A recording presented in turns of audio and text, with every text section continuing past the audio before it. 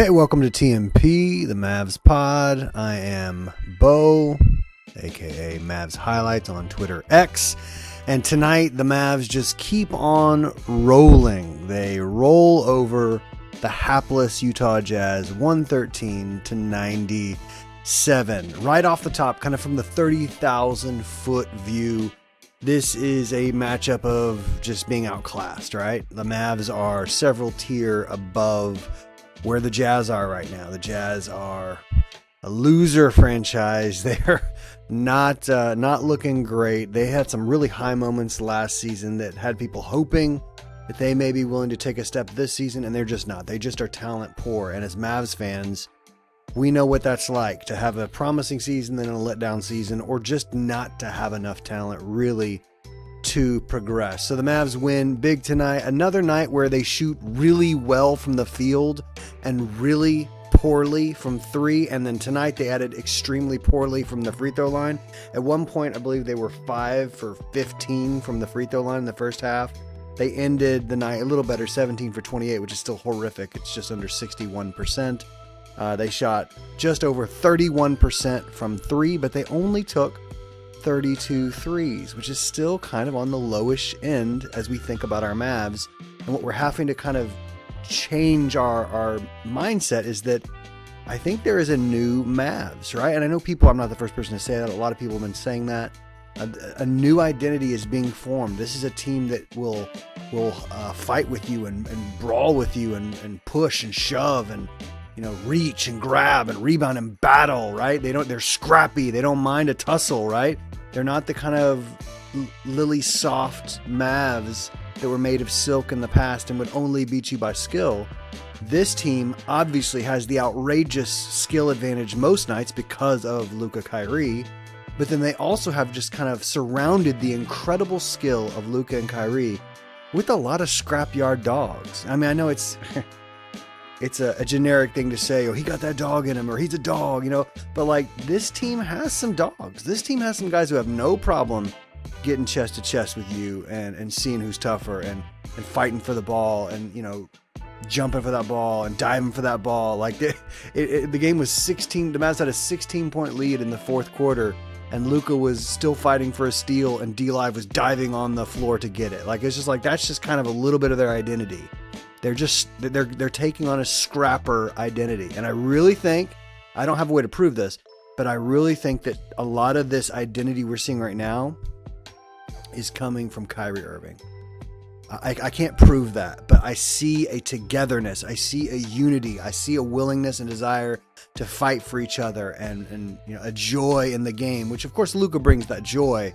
But I think there's a leadership component that Luka hasn't always brought, and maybe he's growing as a leader. I know I've heard him say that before, but I think Kyrie is a leader. Now, he's not a leader in the eyes of the media or in the Boston Celtics fan base, but on this Mavs team, you see the way the players respond to him. You see the way the players look up to him. Like he's the guy that they wore his shoes as when they were in high school, that kind of thing. He's only a few years older than them. I think he's only 31. But they look up to him, and with good reason. He's phenomenal. He's an unbelievable offensive player and a really great team player. There was a play where Luka threw Kyrie a lob, an oop tonight, and Kyrie grabbed it and slammed it down on the alley-oop, and Luka just puts his hands on his head like, oh man, that was awesome. Kind of like if your big brother beat up someone and you would just be like, oh my, that's my big brother. It was just kind of like Luka going like, man, it's so awesome to have a guy beside me who can do these things, right? Who can step up and score the big points. And so the Mavs once again out-rebounded opponent 43-38.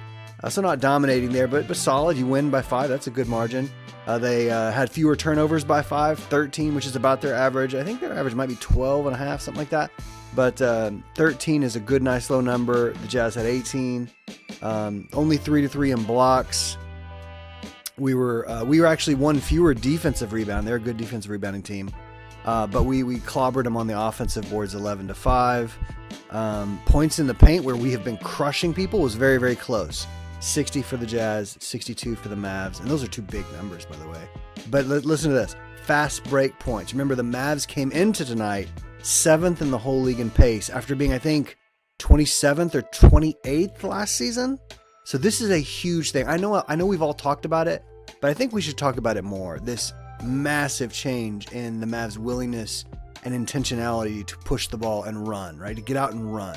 They were so sluggish in the past few seasons. Just that sluggish kind of Luka, bring the ball up, pound the ball. This team wants to run, and it has the athletes to do it, as we saw tonight. I think they ended the game with 18 dunks tonight, which speaks a long way for their high field goal percentage being 50% on the night. Like, you're just not going to miss many of those dunks, right? It was not only a Mavs franchise record, 18 dunks in a game, but it was also the most dunks in any NBA game in over 20 years. So in over 20 years, no team has had as many dunks as the Mavericks had tonight. That's just kind of a fun stat. There's all kinds of records happening this Mavs season. They're kind of fun. So fast break points, 27-7. So we were out running and having fun, and the Jazz just were not. We also were getting scrappy, 12 steals to only 6 for the Jazz. Before we talk about any players tonight, I want to talk about 2 other games that happened because this is huge for the Mavs. The Magic, thank you, Coach Mosley. The Magic beat the red-hot Pelicans tonight. And they beat them pretty good, 121-106. It was inevitable the Pelicans were going to lose, and I hope they lose several more because it would be wonderful to pass them. And I think they're 2.5 games ahead of us, something like that. You can check my math there. So the Pelicans finally lost in a night that the Mavs won, so that's great. We gained a whole game there.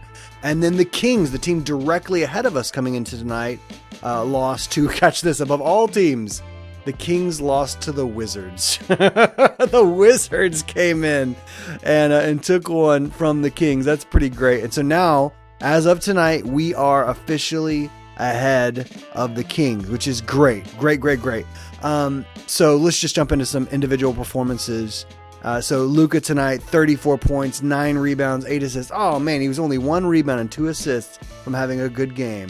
Isn't that how people talk about triple doubles? If it's not a triple double, it's not a good game. Yeah, Luka performed well while having another game where he kind of struggled from the field. At one point, he'd missed several free throws. He ends on not awesome, 8 of 12. You really want him to make at least 9 of 12, but 8 of 12 he recovered because at one point he was very, very low. 8 assists, 4 turnovers, 2-to-1 turnover ratio is not what we want Luka to have or expect him to have. 9 rebounds, that's awesome. 4 of 10 from 3. Heck yeah, man. Heck yeah. As he always does, he had a little stretch where he was banging out some threes consecutively, and you're like, that'll always juice your numbers up, which is great. And then 11 for 23 from the field. Not bad, right? Not bad. Especially nice that he kind of recovered because he started off pretty rough in the game. And overall, this once again is just one of those examples of how single game plus minus is a wonky stat. Here on a night where the Mavs easily win by 16 points, Luka is a -3. That makes no sense to me. Like that's a bonkers stat to me. So Daniel Gafford had another great night. He made 10 baskets, and they all 10 were dunks. So of those 18 Mavs dunks, the landlord contributed the lion's share. 10 of those 18 were dunks from the hands of Daniel Gafford. He only played 27 minutes, was a +25, 6 rebounds, 5 assists, no blocks tonight. That's okay though; they weren't really needed. He did grab a steal. Just an awesome presence out there. His energy is contagious. He's a big guy. He knows how to roll. He knows how to box out. What he's bringing to the starting lineup has been awesome. And I'm willing to admit that. Like, I was one of the guys who raised their hand and said, like, I don't want Gafford to start in front of D-Live. D-Live is the player with significantly more potential, and I want him out there. But it's been the right decision. The Mavs, the proof is in the pudding, right? The Mavs have been winning, I think now 7 out of 8 games since Gafford has gone into the starting lineup. You just don't argue with that. You just go, okay, if it's working, it's working. D-Live will certainly have a career as a starter, hopefully starting next season, but who knows? Let's keep developing the young man, and we'll keep moving. All right. So Kyrie Irving had a kind of a nothing night, except for a couple awesome highlights. That oop, I said he had an amazing oop from Luka, and then he also had a great play where Luka got a steal. He had to dive on the floor to secure the ball. He kind of, like, as his back is on the ground on the court, he looks up and kind of just tosses it sweetly over his head to Kyrie, who's breaking towards the basket. Kyrie has one Jazz to beat. It's one of their big men. I can't remember if it was Kessler or who it was, but he goes up left-handed, I believe it is, maybe right-handed, but he goes up with one hand. The defender bites, and then Kyrie just flips the ball up and high over the air, kind of behind him, and Derek Jones Jr. just destroys it, just grabs it out of nowhere and slams it with that vicious power that he has. So Kyrie, not an awesome performance. Nice 16 points, 5 rebounds, 7 assists, just kind of what we come to expect. Not a good shooting tonight. Only shot 36, just under 37% from the field. But still providing those kind of plays, right? Providing those kind of plays that are just winning basketball plays. Derek Jones Jr. in 24 minutes was a plus 21. By the way, Kyrie was a plus 37. I sometimes plus minus is just a bamboozles me, right? It's just a confusing stat. But Derek Jones Jr. 4 for 4 from the field. Didn't take any threes tonight. Had 4 of 6 free throws. I'm sure he's kicking himself for leaving some points on the board. But just one of those nights where he's the kind of one of the utility men who's really coming to play and to make an impact with his defense and his energy and his high flying kind of acrobatic dunks, which just brings so much energy into the AAC and to his teammates as well. Jaden Hardy tonight got 17 minutes, more than Tim Hardaway Jr.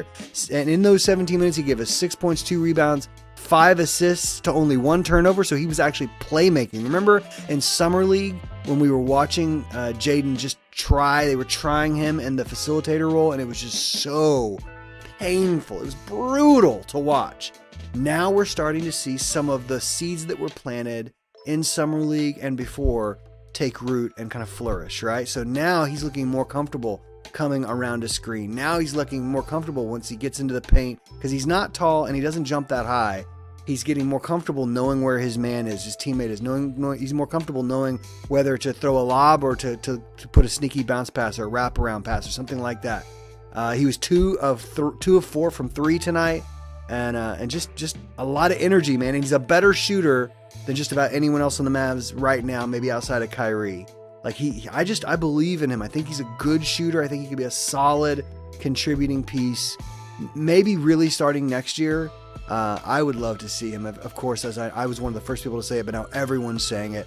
I would love to see him get all of Timmy's minutes or a huge chunk of Hardaway's minutes, because I think everything Hardaway can do, Hardy can do, and there are a lot of things that Hardaway cannot do, like drive, create, hit shots on the move, that Hardy does pretty well, even at, what is he, 21, something like that. So I really like Hardy's potential in that kind of role. He's not going to be a star player in this league, but coming off the bench is a little spark plug. If he can continue to develop this facilitation in addition to his scoring punch, he may be a really, really solid player. And then PJ Washington, another night where the numbers don't impress you, right? 6 points, 5 rebounds, 2 steals, 2 blocks. So he's just kind of doing all of those things. I remember saying of him when we first got him, he could be like a junior matrix, right? I wouldn't even call him a junior matrix because, Shawn Marion is one of the greatest players of all time. I don't know where he is on that list. Maybe he's top 100. I know the Matrix is awesome, right? But Matrix was famous, if you ever played fantasy basketball, for filling up all the stats, right? Nothing spectacular, but he would do a little bit of everything. And maybe PJ Washington is going to be like that for us. 2 blocks, 2 steals, 1 assist, 5 rebounds, 6 points. Once again, 0 of 4 from 3. And guys, those threes are not like rimming in and out. Like they are clanking off the rim. They don't even look close right now. Is he in his own head? Maybe. Because he's certainly shooting much worse now than he has at most points of his career.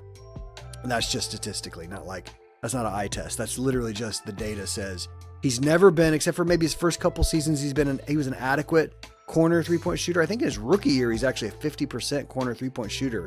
And in maybe his second year, he's a 42% corner 3-point shooter. But then every other year, I think his best percentage is 35. And then this year, he's like 22%. And then last year, he was something really, really pathetic as well. Like in the maybe the high 20s or something really, really terrible. So the corner 3 is his worst shot. And for some reason, it's the shot that we are determined to ask him to take again and again and again. I post about this every game. We got to get him out of the corner. He's just not comfortable there. I don't think it's good for him. I don't mean to be sappy, but I don't think it's good for his psyche for us to say, hey, 80% of your shots are going to be corner threes. Like, I think we need to run some actions for him, or maybe even if we're determined to post him in the corner, if that's where the rotation of the offense puts him again and again and again, then maybe allow him to be the picker on a pick and roll, or just tell him for a while, hey man, if that shot's not dropping, pump fake and attack the paint, because you've got that really solid floater game, and he really does. He's good around the rim. He really is, and so I'd love to see him get more chances there. Man, tonight, Lauri Markkanen, who I'm a big fan of, or, from a distance, I like his comeback story. Boy, he was trashy tonight, man. 21 points, 3 rebounds, 2 assists. He was a negative 19 on the night and couldn't throw it into the ocean. Are usually pretty lethal or pretty solid at worst. 3-point shooter was 1 for 9 from 3 tonight and just struggling. Just absolutely struggling tonight. All right, so I asked you guys, after this night, 7 wins in the last 8 games, what's on your heart? What are you thinking about tonight? And so just a few comments from a few of you guys. Tyler, my buddy, what's up, Tyler? I don't know if you're going to hear this, but what's up? He just posted the pointing at the championship ring. And so that was pretty cool. I was like, I don't know if he's just joking, or I think at the very least he's saying, I feel good. I feel like this team has a chance, right? This team can compete. One thing I would point out, and I don't have the stats in front of me right now. I meant to pull it up and didn't. But we also need to remember that stretch right before this where we were struggling terribly was against a bunch of good teams and a bunch of high-powered offenses like the Pacers and the Celtics, right? We were struggling against really good teams. And mostly in this stretch of winning, we've been facing mediocre teams to okay teams to bad teams like the Jazz tonight. So let's not get too high and mighty, right? Let's remember who we are. We are not a top 4 team in this league, probably not even a top 8 team in this league. We're pushing around there maybe if we're really playing well, maybe a top 6, something like that, top 8 to 6 team in the league. But the type of team that if we're on our game, no one's going to want to see us in the playoffs. I know that keeps getting said. But another guy said, I can't read your name, but it said, PJ gets his jump shot down and we're not losing. Heck yes. Name 11111. If PJ can find his shot, now he's never been a great shooter, but if he can find his shot, even just his career averages, man, we'll be flying by people. Midgar resident says, get PJ going at the rim. Hardy, swap his minutes for THJ, and a few more of those threes fall, and the Mavs are going to go undefeated the rest of this season. The regular season, I'm assuming he's talking about. Yeah, that could absolutely happen. There's really only a couple tough games. There's a Warriors game in San Francisco or in the Bay, and that may not be a tough game, but it could be if Steph's healthy. And then there's the closeout game against the Thunder, who may have a lot to play for. So we'll see. We don't know if they're going to be fighting at that point or if they're going to be resting guys because it's the last game of the season. But right now, the Nuggets and the Thunder and the T-Wolves are right behind them. But those 3 teams are really, really battling it out, but especially the Thunder and the Nuggets. And so that last game of the season might have a lot on the line. And so we'll see if we can keep these the winning ways going, right? Sports Guy says, we need to fix these jump shots for pretty much everyone on the entire team. Who's the shooting coach? I don't think I know that off the top of my head right now. Because even Kyrie is barely making threes. WTF? What's going on? We won't win playoff games like this. Possibly. Yeah, no, we need the shots to start falling because they're not bad shots, right? It's not like the guys are taking a bunch of terrible shots. And we know these guys can make shots. But guys like PJ, guys like Derrick Jones Jr., those are not consistent, like, high-volume shooters. Like, those are not great shooters. They're the kind of guys who can have a hot game here or there. THJ's the same kind of way, except he's been in the longest slump of his Mavs career. But, like, we really, if we're going to be hitting a lot of shots, like skill shots, that's Luka and Kyrie, maybe Exum. And then we're going to be getting a lot of high-value shots, a lot of high-percentage shots from Gafford and Lively and the like. But Maxey can't hit anything. I think he did hit 1-3 tonight, which is so nice. But our support players are not pure shooters, right? We really aren't. We don't have a Seth Curry to come off the bench. Reggie Bullock ain't coming out of that locker room, right? We don't have guys who are really solid shooters. We're kind of a lot of middling shooters who aren't shooting well right now. But you're right, they got to fix those Jays if we're gonna beat really good teams, especially playoff teams. Donkey Siege says it's still tough to gauge versus good teams. Yeah, I would say I think what you mean is we've been playing a lot of bad teams, and when we were playing really, really good teams, the high echelon teams, we were struggling. I agree. That's right. And then he just says banish THJ. I think I saw the breakdown was Hardy got 17 minutes and THJ was like 13 or 14. So that's headed in the right direction, but we need to do it. Jowden says, we them boys. Okay, Jowden, I like that, man. I like that confidence. That's great. And then Ryan just posted the GIF of Danny McBride from Hot Rod high-fiving aggressively. So that's how you guys are feeling tonight. I'm feeling good. I posted my prediction video earlier today for how I thought the Mavs were going to do in these final 13 games. And I just took each game kind of just honestly and said, this is what I think, this is what I think, this is the reasons why. It was a total gut prediction, right? And I had us going, which is a little more optimistic than I normally am. I had us finishing 13-3 in the final 13. So tonight was one of the ones I said has to be a win, and it was a pretty easy win. The Jazz made it close a couple times, but the Mavs seemed to be in control almost the whole game. We'll see if that final 13-3 prediction ends up looking stupid on my part, or if the Mavs can just stay playing really high quality basketball. They will have to hit some shots eventually. They're not going to be able to have 18 dunks a game, and they're certainly not going to be playing the Jazz every night. So we have some tougher opponents coming up, and then it closes out with the Thunder. The Rockets are playing the best basketball they've played in a couple seasons, so we got 2 more games with them. And so if we can win these games, that'd be awesome. I would love to see the Mavs finish strong in the 6 seed would be awesome, right? Hold on to that 6. If it's available, jump up to the 5th. I'm not afraid of kind of anyone except the Nuggets, really.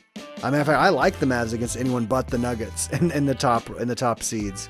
So I'm feeling good. I hope you're feeling good. Let's keep seeing our Mavs beat these under 500 teams, beat these middling teams, and kind of building their confidence for facing the good teams, right? Let's see that, right?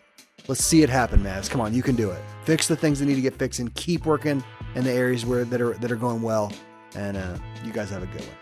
Go, Mavs.